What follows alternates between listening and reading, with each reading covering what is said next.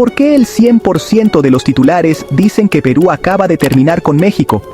¿Qué ha pasado para que dos países latinoamericanos, con una historia de cooperación y lazos culturales, lleguen a este punto de ruptura total?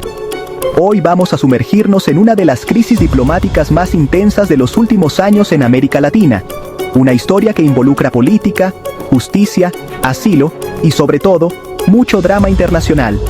Prepárate, porque lo que ocurre entre Perú y México no es solo un titular más. Es el reflejo de tensiones profundas y de cómo un solo evento puede desencadenar una tormenta diplomática. ¿Por qué un asilo político desata el enojo entre dos países?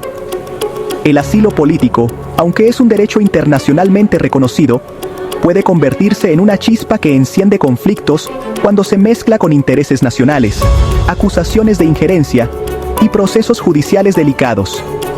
En este caso, la decisión de México de ofrecer protección a una figura política peruana ha sido vista por el gobierno de Perú como una provocación directa, una afrenta a su soberanía y a su sistema de justicia. Pero, ¿es realmente así de simple? ¿O hay mucho más bajo la superficie? ¿Por qué los presidentes lo arriesgan todo por un solo movimiento diplomático? Los líderes de ambos países han apostado su capital político y su reputación internacional en este conflicto. Para algunos, es una cuestión de principios: defender la justicia, la soberanía y la dignidad nacional. Para otros, es una jugada estratégica, una forma de consolidar apoyo interno o de enviar un mensaje a la comunidad internacional. Pero, ¿qué riesgos están asumiendo realmente? ¿Y qué consecuencias podría tener esta confrontación para la estabilidad de la región? Entonces, ¿qué rayos pasó entre estos dos vecinos? Vamos a desglosarlo. Para entender la magnitud de esta crisis, primero hay que mirar el contexto. Perú y México no solo comparten lazos históricos y culturales, sino también intereses económicos y políticos en la región. Sin embargo, en los últimos años, las diferencias ideológicas y los cambios de gobierno han ido tensando la cuerda hasta que finalmente se rompió. El 3 de noviembre, el gobierno de Perú hizo un anuncio que cayó como bomba: están cortando oficialmente los lazos diplomáticos con México. Esta decisión no solo sorprendió a la opinión pública, sino que también generó preocupación entre empresarios, migrantes y ciudadanos de ambos países. ¿Qué significa realmente romper relaciones diplomáticas? Significa cerrar embajadas, suspender acuerdos de cooperación y, en muchos casos, interrumpir el diálogo político. Es una medida extrema, reservada para situaciones de máxima tensión, y suele tener repercusiones que van mucho más allá de la política. ¿Por qué? Todo comenzó con Betsy Chávez, una ex primera ministra peruana que enfrenta cargos serios. Chávez, una figura controvertida en la política peruana, ha sido acusada de delitos graves relacionados con su gestión y su papel en la crisis política que sacudió a Perú en 2022. Para muchos, su caso es emblemático de la polarización y la desconfianza que existe en la política peruana actual.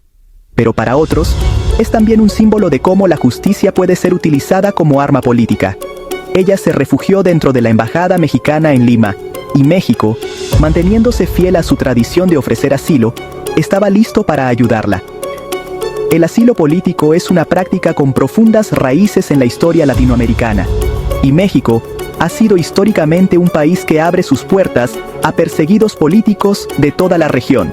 Sin embargo, en este caso, la decisión de otorgar asilo a Chávez fue vista por el gobierno peruano como una interferencia directa en sus asuntos internos. La presencia de policías afuera de la embajada, la tensión en las calles y la presión mediática solo aumentaron la gravedad de la situación.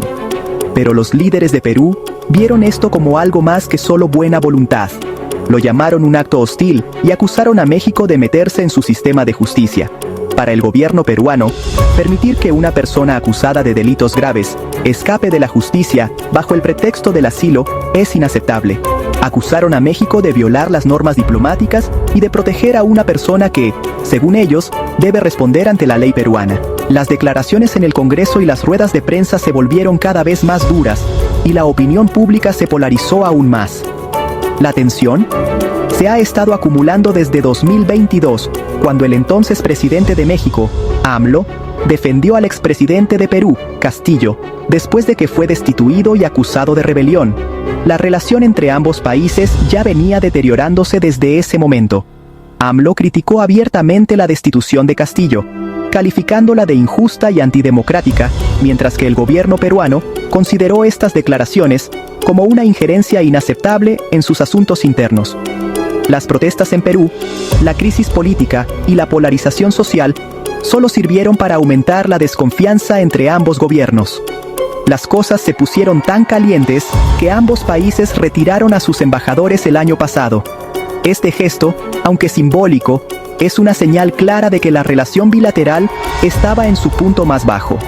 El retiro de embajadores suele ser el último paso antes de la ruptura total, y en este caso, fue el preludio de lo que vendría después. Los medios de comunicación de ambos países cubrieron el evento con intensidad, y la opinión pública se dividió entre quienes apoyaban la firmeza de sus gobiernos y quienes lamentaban la pérdida de un puente diplomático. Esta fue la gota que derramó el vaso. La acumulación de tensiones, declaraciones cruzadas y gestos hostiles finalmente llevó a la ruptura formal de relaciones. En las reuniones internacionales, la tensión era palpable. Los representantes de Perú y México evitaban saludarse, y las discusiones sobre cooperación regional se volvieron cada vez más difíciles. Para muchos analistas, este conflicto es un ejemplo de cómo las diferencias políticas pueden escalar rápidamente y afectar la estabilidad de toda una región. Ahora, con embajadas cerradas y acusaciones volando, el comercio y los viajes podrían verse afectados, y toda la región está observando. La ruptura de relaciones no solo afecta a los gobiernos, sino también a miles de personas que viven, trabajan o estudian en el otro país. Empresas que dependen del comercio bilateral, familias con miembros en ambos países y estudiantes que planeaban intercambios ahora enfrentan incertidumbre.